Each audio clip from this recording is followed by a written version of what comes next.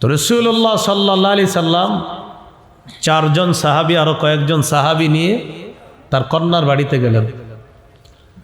যাওয়ার পর নাতিকে নবীর কাছে দেওয়া হয়।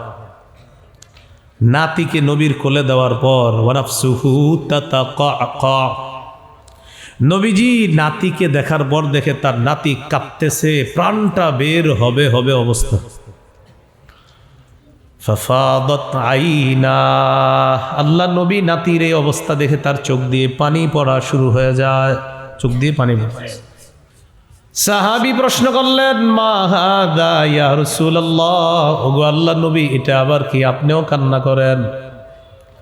নবীজি জবাব দিলেন, ইন্না হাদিহি রাহমাতুন জাআলাহাল্লাহু ফি কুলুবি ইবাদি, এটা হলো দয়া, এটা হলো মায়া। আল্লাহ তাআলা তার বান্দাদের অন্তরে এই মায়া আল্লাহ ঢেলে দেয়।